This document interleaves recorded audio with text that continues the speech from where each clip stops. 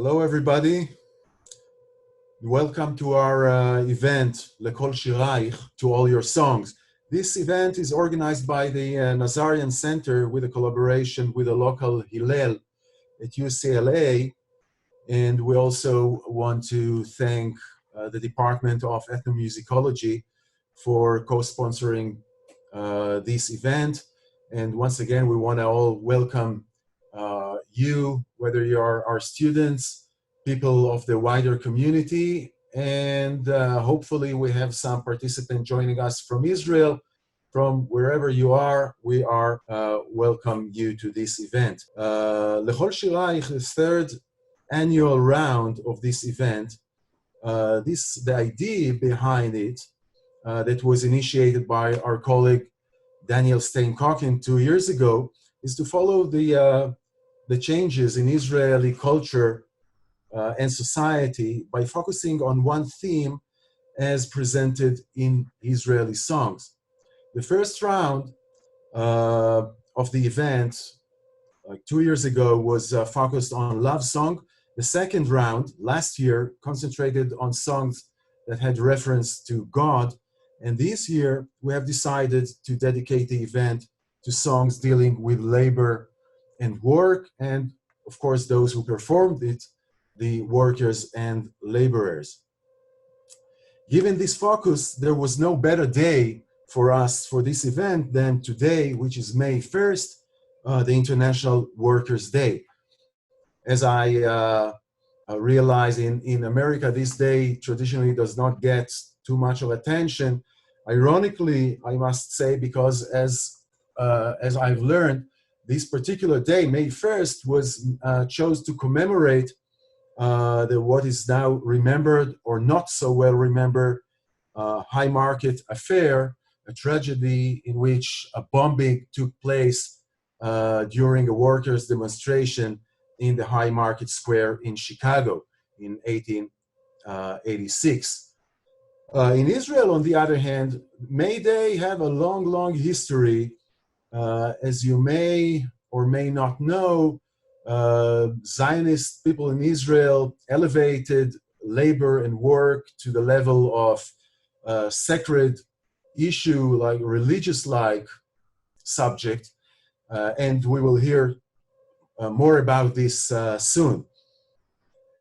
As we did in previous years, here too, we chose one song that represents each decade, from the pre-state era until these days.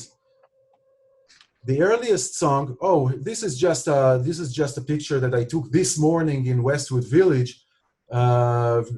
near the university. So just maybe May Day do get and acquire new significance in this crazy time that we all share these days. Who knows?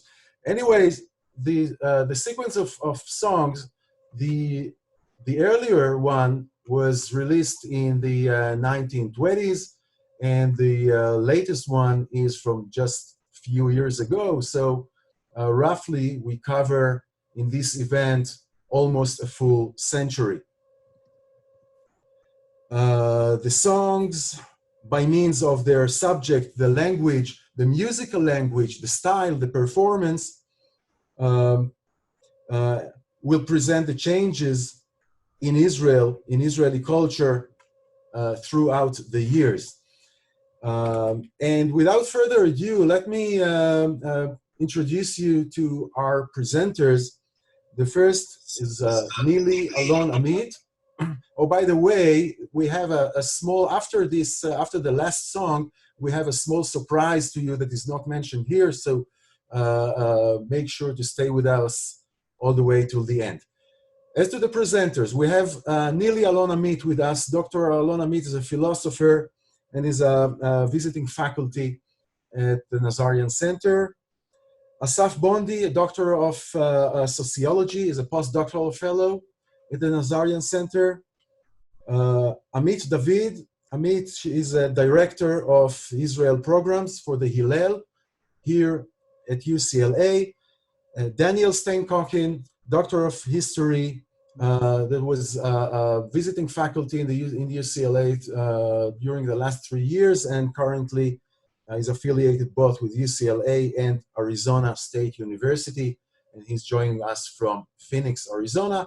And myself, my name is Uri Dorchin. I am a visiting professor here at the Nazarian Center. We are welcoming all of you to our event, and we will jump right into the first presentation.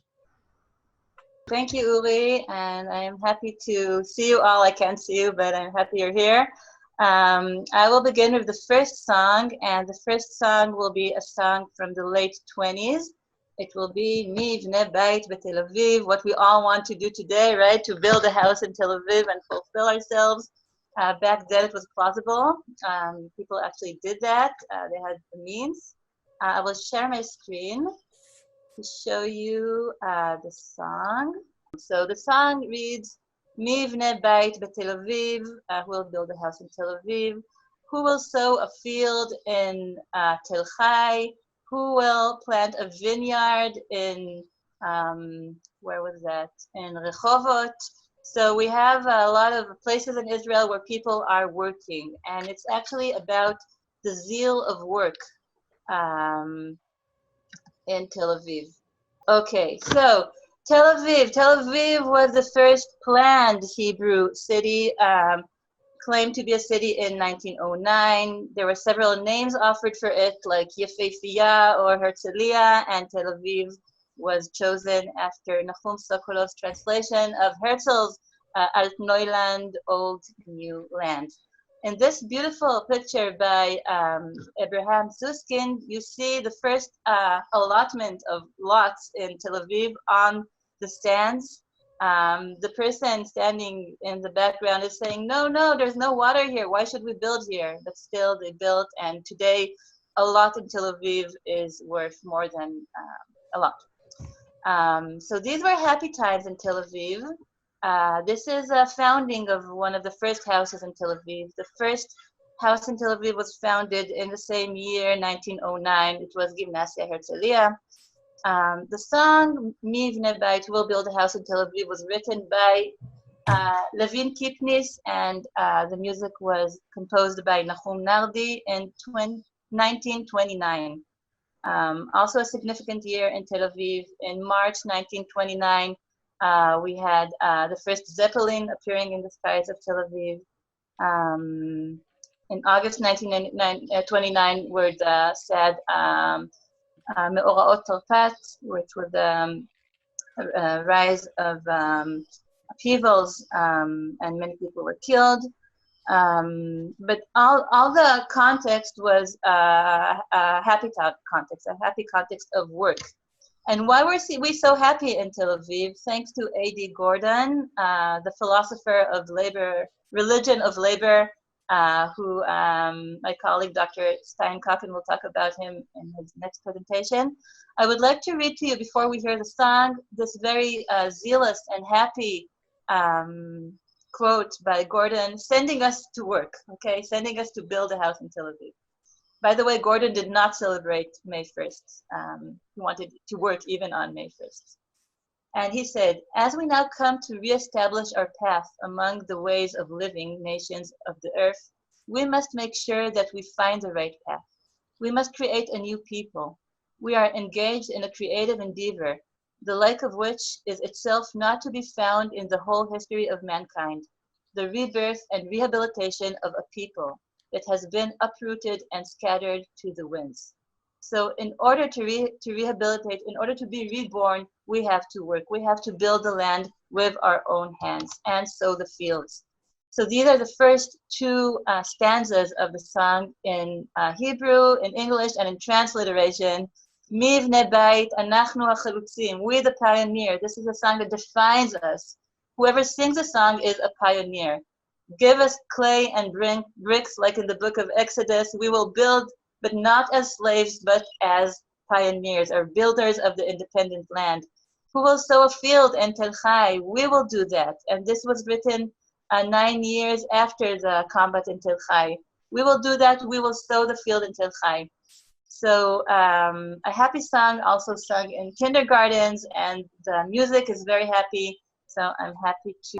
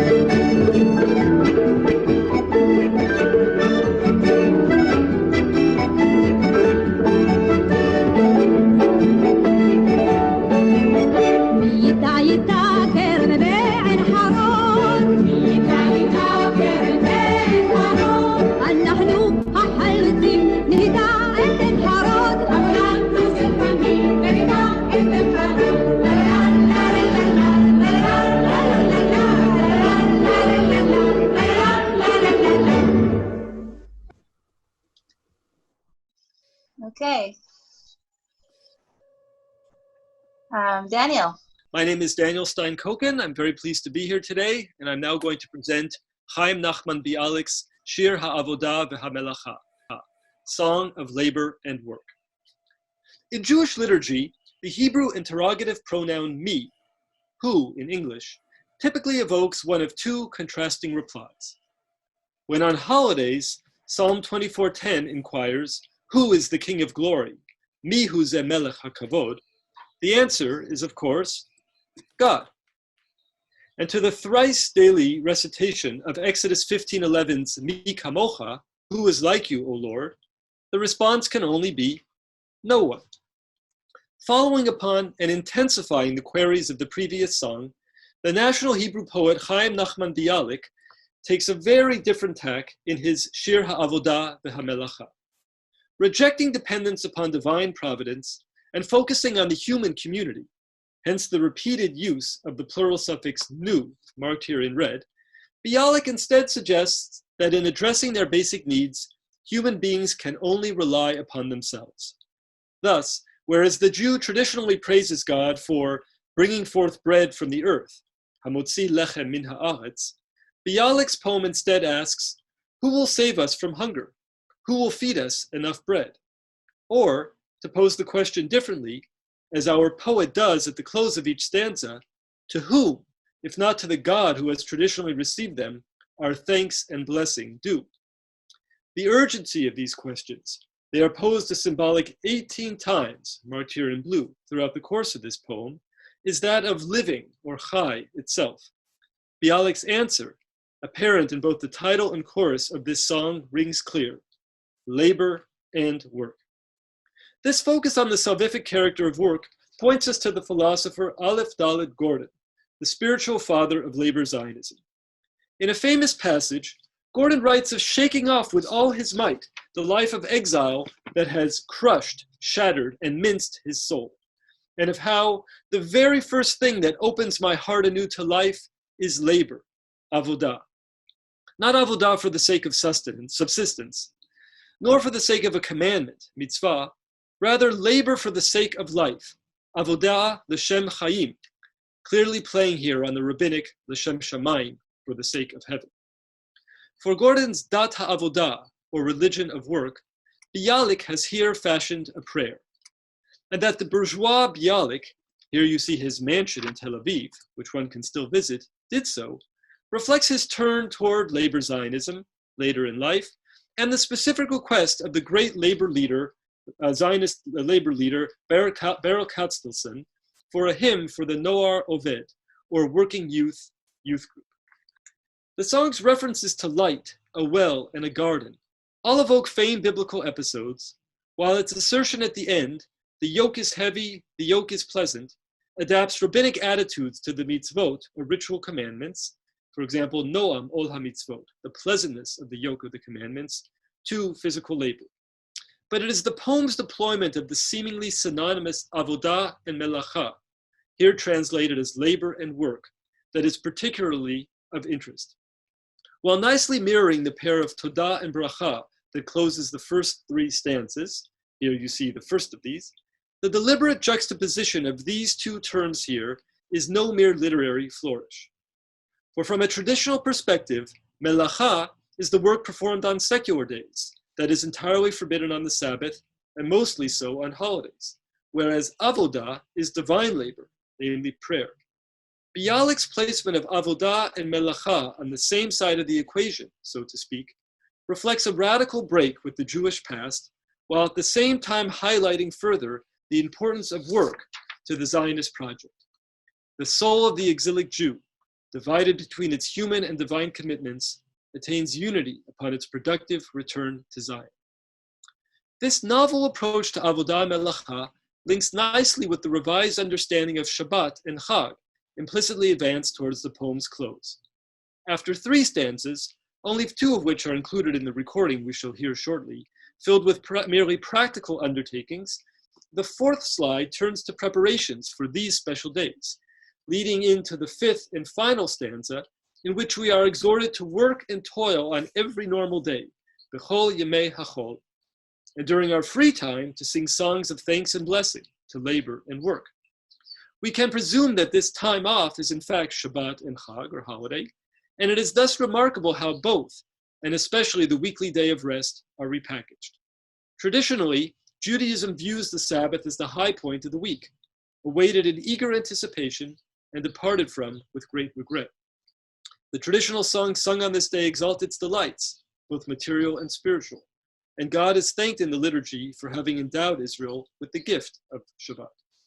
However, in Bialik's song, the week itself is now the focal point, with the Sabbath merely an occasion on which to thank and bless the work we have and will again carry out. And since Melacha no longer culminates in Avodah, it appropriately follows it in both title and chorus. Shabbat has become, to evoke the dual themes of today's program, a weekly Labor Day upon which to celebrate our collective achievements, and a weekly Independence Day upon which we intone our liberation from the God of the Bible and the rabbis. As you listen, note the heavy drumbeat with which the song opens and closes, and the pronounced rhythm that pervades throughout. Harsh and somewhat militaristic in character, it evokes hard labor and almost makes one want to get up and start tilling the soil, which, in the age of Zoom, oh dear attendees, you actually can. Generally credited to the composer Nahum Nardi, about whom we just heard a bit, the melody of this song is actually of Bukharan origin and was introduced to him by his collaborator, then spouse, thereafter ex-spouse, the famed pioneer of Hebrew folk music, Bracha Tzefira. This song today is most directly associated with the great Israeli singer and native-born Jerusalemite, Yerushalmi, Yehoram Gaon. Born in 1939, Gaon, like so many of the great Israeli singers, began his performance career, initially primarily as an actor, in the Nachal Brigade entertainment troupe, La'akat HaNachal. And here you see him at the bottom in the very center with his wide open mouth. He is especially famous for his role in the hit Israeli musical Casablanca from the early 1970s.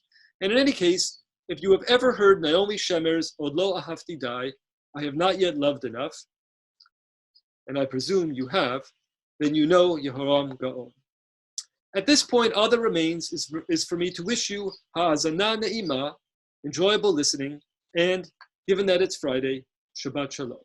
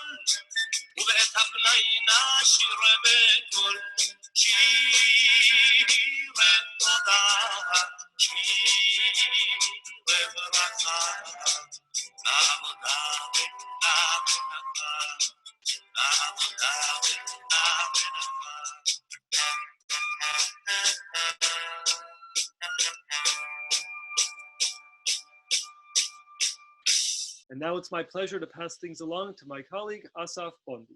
Okay, hello everybody, and thank you for joining and for being here.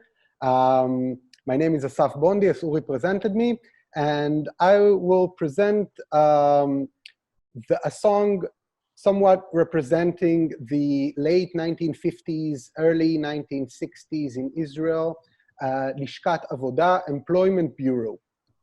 While the previous songs you've heard represent the somewhat the establishment's perspective on labor as a form of new Zionist religion or the savior of the Jewish people or the entire world in from the 1920s and 1930s, the 1950s song revealed to us a different perspective of the discrimination, the exploitation, the inequality that is embedded in the division of labor and in the labor process. We chose for you today the perspective of the Mizrahi workers, the Jews that came to Israel during the 1950s and later on in the 60s and 70s from North Africa and Asia to be a somewhat second class of workers in the Israeli labor market, or if you want, in the construction, the creation of the Zionist project in Israel. This specific song, written by a very famous singer-songwriter artist, Joe Amar, represent to us, it was written just after the clashes in Wadi Salib in Haifa, clashes between the Israeli government and the Labor Party affiliated troops, Hapoel troops, and unemployed workers protesting against hunger and austerity in the Wadi Salib, a previously Palestinian neighborhood in Haifa. The song emphasized the discrimination between Ashkenazi and Mizrahi Jews in the Israeli societies, but in more particular way, the Israeli labor market, or the allocation of these then relatively scarce resource of work throughout different social groups in Israel. The song also the song reclaims the discourse on labor and work as from the Zionist or Ashkenazi establishment to the Mizrahi population that was the lower ranks of society, the lower ranks of the labor market. By combining both Hebrew and Arabic, the song emphasized how labor is actually experienced differently amongst the different ranks of society and amongst different population in the labor market.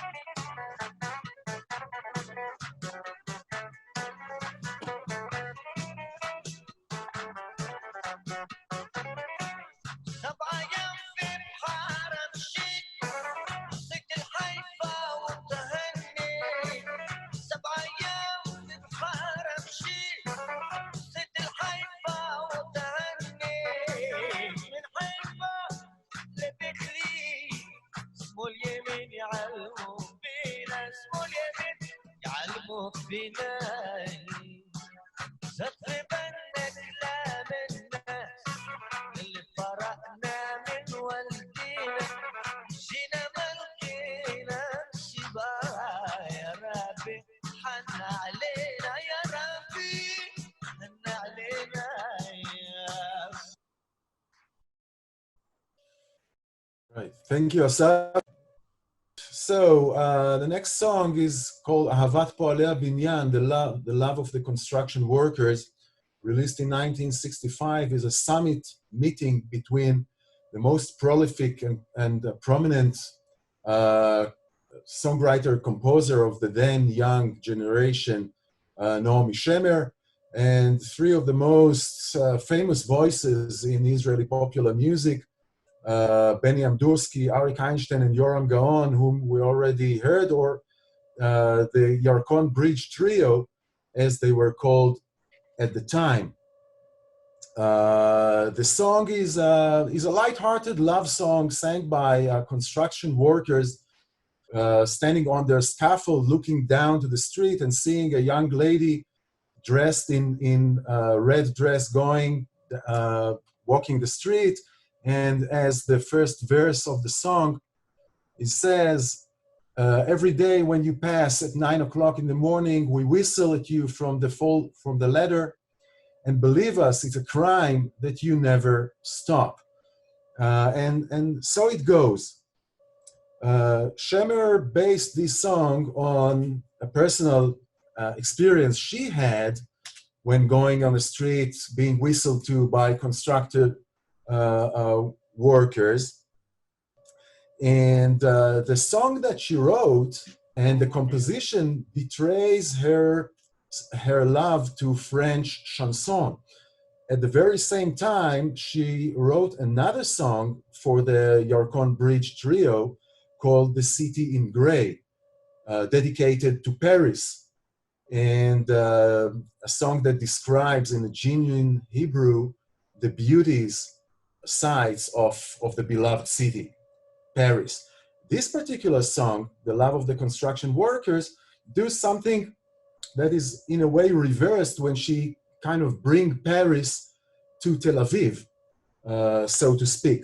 The song, although since it concentrates on the construction workers, the Hebrew workers, it seemed to celebrate the ethos of Hebrew labor, but in a very different way. I mean, the laborers working there are very different from the pioneers that we've heard about.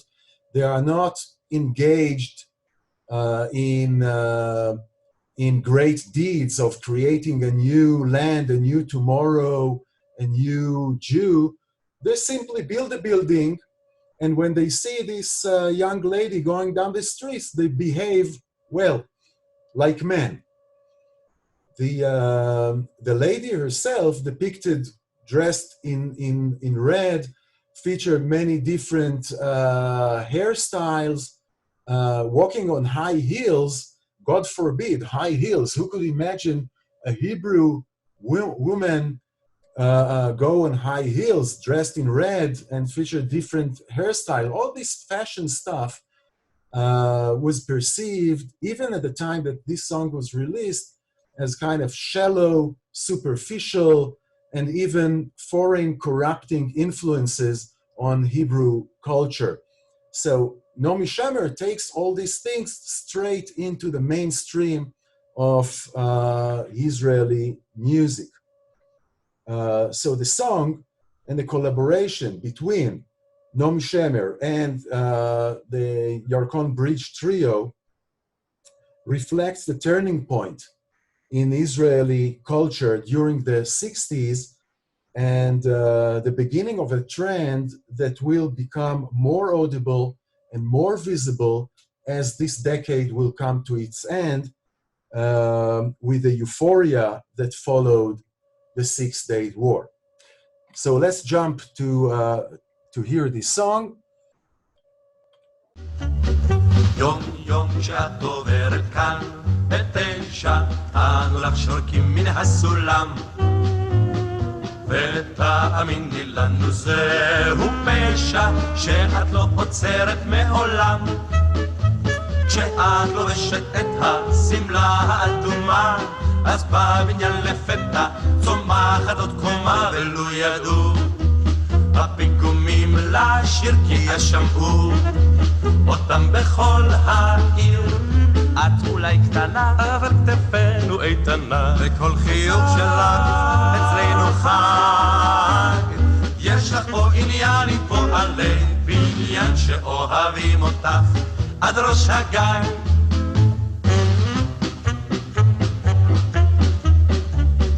את משגעת פה את כל הנוער, את יפה בכל התסרוקות, לה לה לה. כשאת עוברת בעקב גבוה, את שווה סימפוניה של שריקות. כשמעלים למטה מגובה המנוף, זו את שמקשטת בשבילנו את הנוף. אמרי מילה, מילה ונטפס איש איש מן הקומה העשירית לכביש. את אולי קטנה, אבל כתפינו איתנה, וכל חיוך שלך אצלנו חג. יש לך פה עניין עם פועלי בניין שאוהבים אותך עד ראש הגג. Guys, we are somewhat behind schedule, so I'll fade this out and pass the presentation to Amit. Hi, everyone. I'm Amit David. I'm the Jewish Agency Emissary and Israel Programs Director at UCLA Hillel. I will be sharing with you the song Shir Avoda, work song, by Denny Sanderson. So we are going to shift a little bit from how we showed you how artists portrayed work in their songs to how Denny Sanderson talked about work in 1979. Shir Avoda work song is a pretty humoristic, sarcastic protest song about the boring routine of a workday, and it goes as simple as that. There's a guy who takes a crowded bus to work. He has his boring desk job. He's going home to eat and sleep, and then this just repeats every day. And Denny Sanderson is presenting to us with a pretty dark routine of an office work environment, and he's writing that he's lost between the papers, looking for a future in the drawers. Work in his eyes isn't meaningful. Unlike manual labor fields like harvesting or building, as we've seen in the other songs, here work is just work. It's not empowering, it's not fulfilling, and you basically do it just in order to get paid. So we are shifting from labor to work. Labor that used to be a Zionist value from the creation of state in the songs you have seen before, to now that work is a chore. It's a task that doesn't bring us happiness. It's just something to do at the office. And that's why also these pictures, because in this song, the relationships are also different than what we've seen in the other songs. Here, from working in solidarity in the team, in the field, or in Tel Aviv, now we're seeing working in hierarchy. There's a boss and there are rules. And he's writing, arriving late, and the boss is shocked with his mouth wide open, and off to work, he's yelling at me. And this is how office work looks for him. And when there's no solidarity, we have seen this many occasions. What's the point of staying late at the office and doing more than what's expected of you? So he's writing that he locks the office door at 5 and goes back home crumpled. He leaves this workday unfulfilled and unhappy. And it's kind of the Israeli version of working 9 to 5. Israel is becoming more Americanized in the way that industrial relationship operate. Maybe it's also related to a different time in Israeli politics. The song was written in 1979, just 2 years after there was a big change in Israeli politics. And in 77, the Likud party won and replaced the Labor Party, who was in power since the beginning of the state of Israel. So this is another new era in work and in politics in Israel. And really in the song can't get any worse. The musical composition, it's lazy, it's slow, it's monotonous. Work even prevents from this person to go to sleep. And as he's trying to sleep, he's hearing his neighbor working, and he's writing, going into bed, but not asleep. My neighbor is playing Chopin. It's work. He's teaching piano. And the cherry on the top, as I found in this song, is also that the weather is rainy, is cloudy, and this is not a weather where a person that is unfulfilled from his job wants to go to work. But just to conclude, don't let me get to the best. There is a good ending for this song. As he's seeing this office environment, he says, it's hard to say what tomorrow will bring, but I prefer waking up and not giving up. So even this bored, unfulfilled person can expect that maybe tomorrow will bring something unexpected, something new to his work life. And we'll be hearing the song here, right?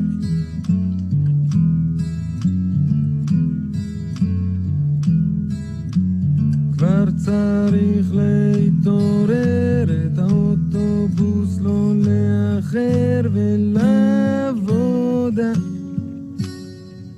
זה לרחוב, אנשים עומדים בתחנה, ואחת נדחפת ראשונה ולעבודה. אין לי זמן לחשוב, הכרטיסן אומר קדימה, מצטופף עם כולם,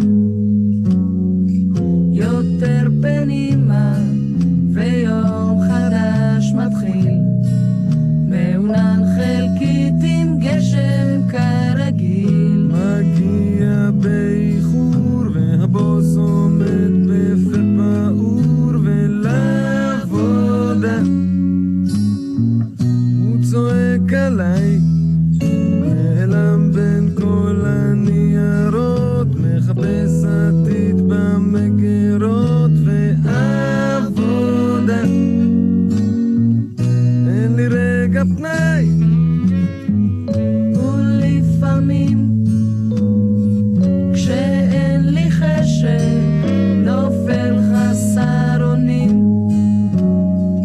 מחוץ לעסק, ואז ציפור קטנה מלחשת באוזני אל תיכנע.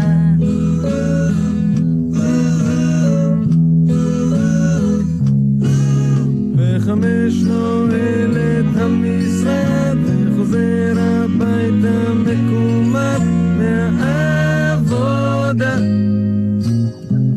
אל המקרר למיטה נכנס אך לא ישן, השכן שלי מנגן שופן, זאת עבודה. הוא מלמד פסנתר, קשה לדעת מה יום ילד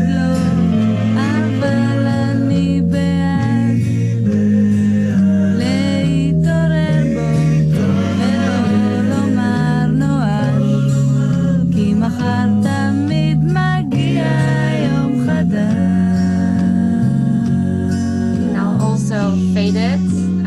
And I'll hand it back to Daniel. Thank you. Thank you, Amit. Okay, so in this program thus far, we've encountered in Kipnis and Bialik songs celebrating the new Zionist religion of work. In Lishkat Avodah, we encountered the discrimination and difficulties faced by Mizrahi immigrants in trying to get down to business in their new homeland. Naomi Shemer's construction worker's sweetheart informs us that at least by the 1960s, Israeli workers required some rather more mundane inducements than lofty Zionist slogans to get the job done. And just now we were reminded that even in Israel, work is, well, sometimes just work. But of course, Jews are not the only ones doing work in the state of Israel, and especially in the years after the Six-Day War, a vast new pool of cheap and readily accessible labor enters the market, and hence this program. Actually, in the immediate years after '67, Israel invested substantially in enhancing both the quality and extent of Palestinian agriculture in the West Bank and Gaza Strip. But as such efforts came increasingly into conflict with the expanding settlement enterprise, they were at first reduced, and then by the end of the '70s, canceled, suspended altogether. This shift increasingly dried up the Palestinian agricultural sector, directing ever-increasing numbers of Palestinians to work in Israel as day laborers. By 1987, the year in which Ehud Banai's Arbevet Hatiach was released, 109,000 Palestinians were employed working in Israel, no less than 40% of the entire Palestinian labor force, and a whopping 60% of employed Gazans were working within Green Line Israel at that time. Scion of the distinguished Persian Jewish Banai family of entertainers, Ehud Banai, and the author, the composer and performer of this song, aims to make aware to his Israeli audience the harsh reality faced by the Palestinian laborer. The cold, long travels to work and back, the fatigue, the checkpoints, and most of all, the endless days of just working. Od yom echad, rak la'avod, he sings. Not to be celebrated a la Bialik, a la Chaim Nachman Bialik, from the comfort of one's mansion, but merely to be endured because there is no viable alternative. Now, in presenting his Ahmed as a construction worker, Banai achieves great verisimilitude. This is, in fact, one of the key sectors in which Palestinians have worked in Israel. In further deploying him to Tel Aviv, Banai creates and cleverly exploits the opportunity to quote and subvert the Kipnis song with which this program commenced. Here I'll get to the text of the song. Who will build a house? Who will build if we will not work?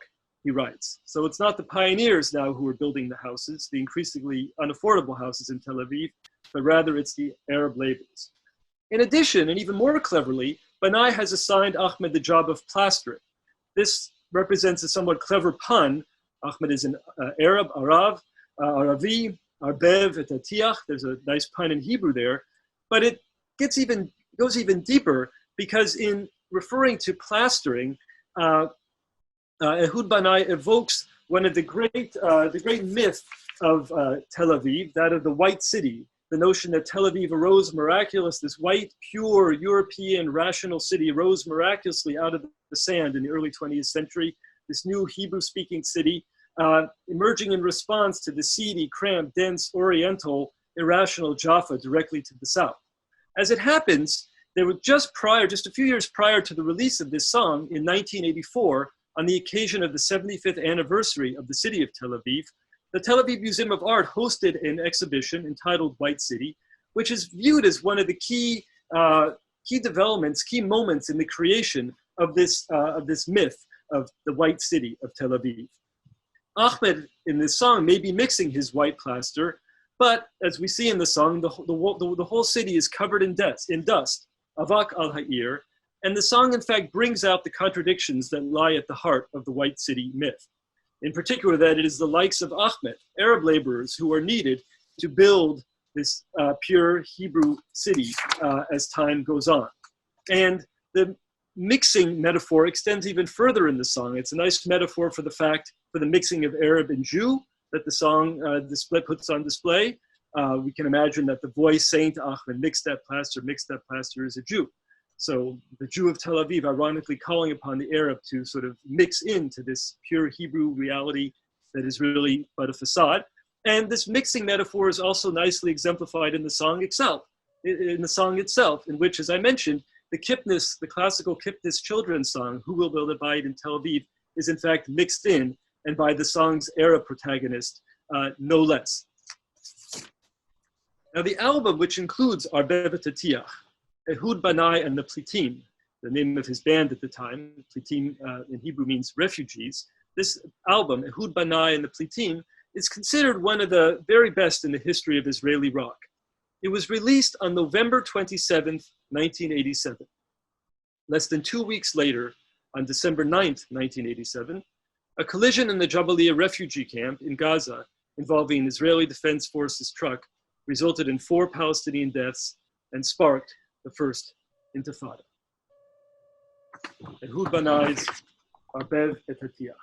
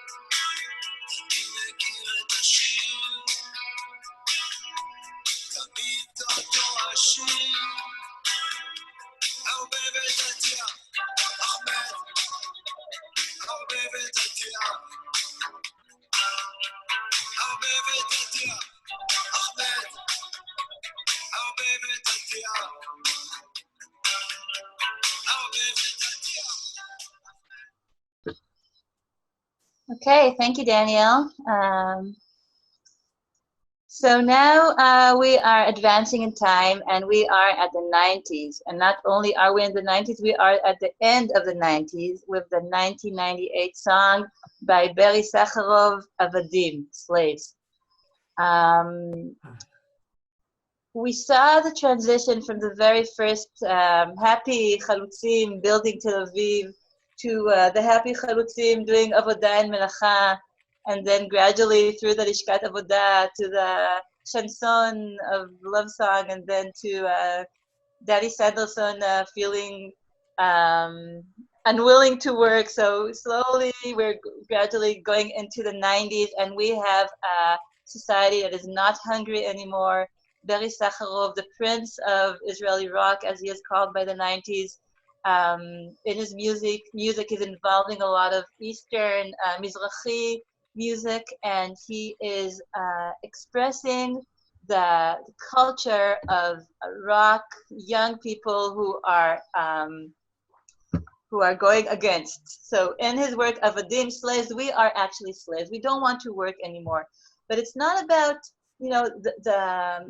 he's calling out, his exclamation is not against somebody in particular. It's not against the government, not against anybody. It's just saying we are slaves of everybody. Kulanu Avadim. I will share my screen so we can actually see the words of the song. Okay, so this is Berry Sakharov, the album Negiot, 1998. Was a gold album, Album Zahav, and the song is, in a way, you have a lot of levels here. In the beginning, by the rivers of Aspirin, by the rivers of Babylon, we are sitting and crying in familiar places, not hearing, not seeing, as if we were air. The film will soon be over, reality looms, the picture is blurred, and the sound is distorted. Why? Because we are all slaves. Even if we have sort of a kind of, we're opening our mouths, we are fed by media, by society. You see a lot of revolt going on in this rock song, and you actually don't really know who is revolting against, but you do feel this kind of just revolting against anyone and saying, okay, we feel like slaves, we have to break free from something. Interestingly, we talked about chansons, and Berry Sakharov, I'll tell you a little bit about Berry Sakharov. He was born in Turkey, Izmir, and he came to Israel at the age of 3. In the beginning, he lived in Bat Yam, in Shchunat Ramat Yosef. That's why he wrote his very famous song, Kama Yossi. And Berry Sakharov, when he grew up, his parents used to hear a lot of French chansons, and when in an interview in Iton Haaretz 3 years ago, he said that this song, Avadim, was inspired by the French singer Christophe, who sang the song Aline, Et je criais Aline. And in this song, you have the singer crying for this woman who he painted her image in the sand, but he will never see her again. So in a way, when Sakharov is adopting Christophe's words into, or music into his song about Avadim, he is crying for something lost. We will hear this song and we will think about in the context of work and labor and everything that happened from Tel Aviv, the hungry Tel Aviv and the happy Tel Aviv until the sated Tel Aviv and the rock style Tel Aviv of the 90s. And I would like also to mention that the same singer Christophe passed away very recently from Corona at the age of 74. So everything comes together. Let's hear the song.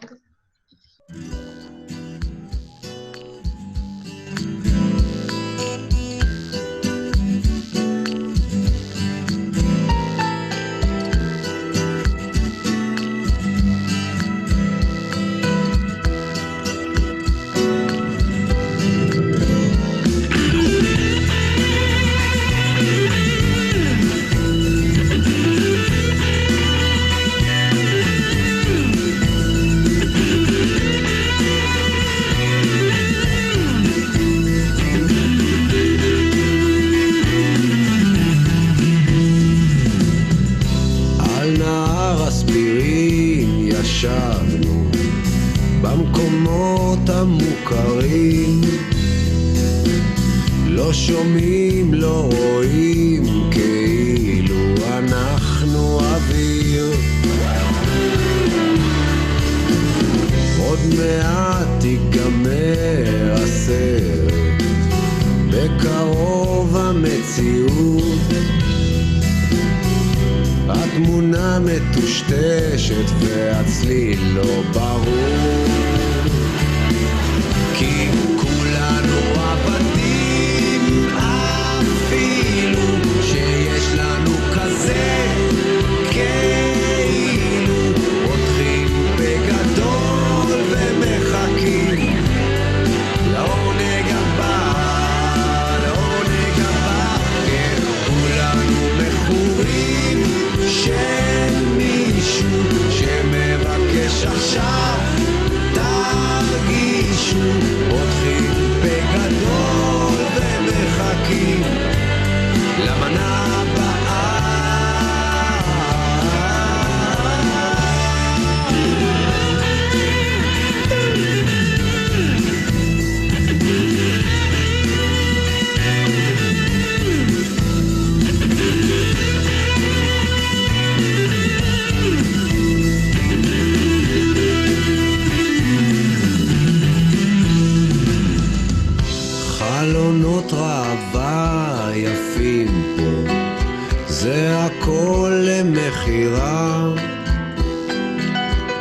גם אנחנו תלויים עם פתקי החלפה.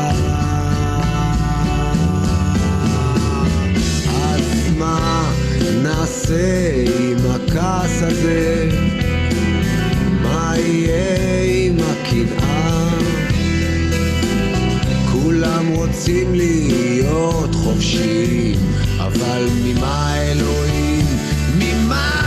כולנו עבדים, אפילו שיש לנו כזה כאילו פותחים בגדול ומחכים לעונג הבא, לעונג הבא. כן, כולנו מכורים שמישהו שמבקש עכשיו תרגישו, פותחים בגדול ומחכים למנה הבאה.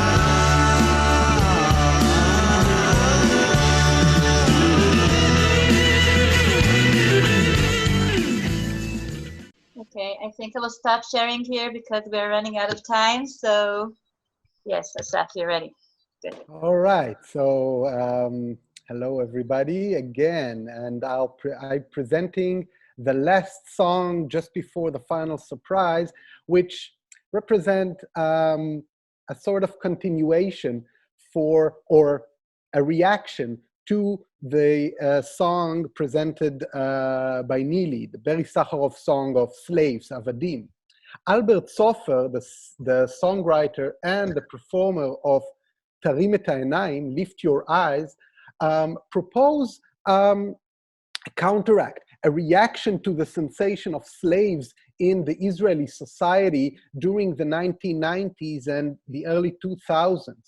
With the spread of neoliberal economics in Israel during these 2 decades, inequality rose significantly and harmed mainly workers. The employees that needed to take the burden for rising prices and the decline of wages, while the upper deciles of the labor market and of the economy profited from an enormous economic flourishing of the Israeli socioeconomics.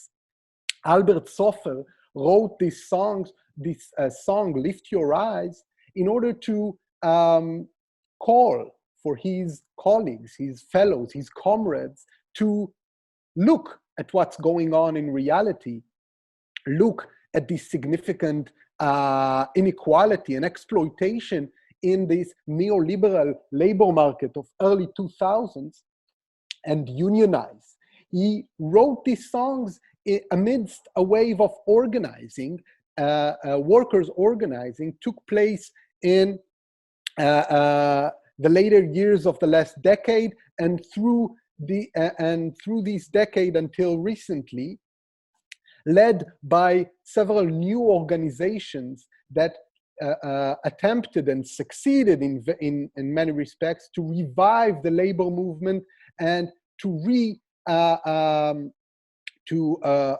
reform their voice in a labor market in which their voice was to a large extent reduced. Albert Sofer is not only a songwriter, he's also a leader of an organizing attempt and success in his workplace, responsible for caring for disadvantaged youth, endangered youth in Israel, Chasut HaNoar, protect the youth. And through this organizing trend, Albert Sofer, workers' representative, wrote this and several other songs as a sort of a tribute to American country rock labor songs of the early 20th century. Woody Guthrie, Pete Seeger, but also some of the voices of the Grateful Dead and many other American classics of the mid-20th century could be heard in Albert Sofer's music, as well as in his words, which you will hear right now.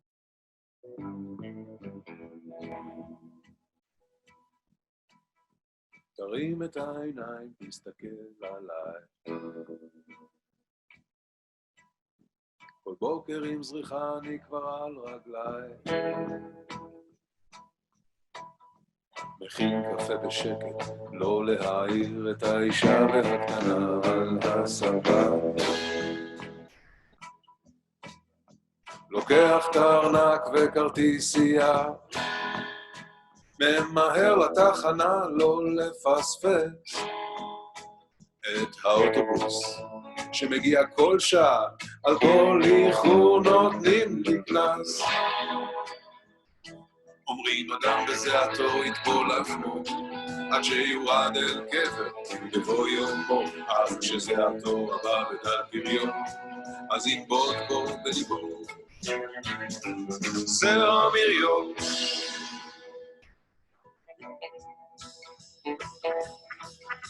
הבוס נחמד שותק ומחייך תמיד, אם יש לו מדי פעם משהו להגיד, הוא נשמע כמו מורה שמדבר אל התלמיד ברוב חיבה. בעשירי לחודש מתקשר לבנק, המשכורת נכנסה, שכר דירה שולם, שום צ'ק לא חזר, שוב האל עזר, אבל לאוכל כמעט לא נשאר. אומרים אדם בזיעתו יטבול לחמו עד שיורד אל קבר בבוא יומו, אך כשזיעתו הבא בדל פריון אז ינבוט בו בליבו זרע מריון. אומרים אדם בזיעתו יטבול לחמו עד שיורד אל קבר בבוא יומו, אך כשזיעתו הבא בדל פריון אז ינבוט בו בליבו זרע מריון.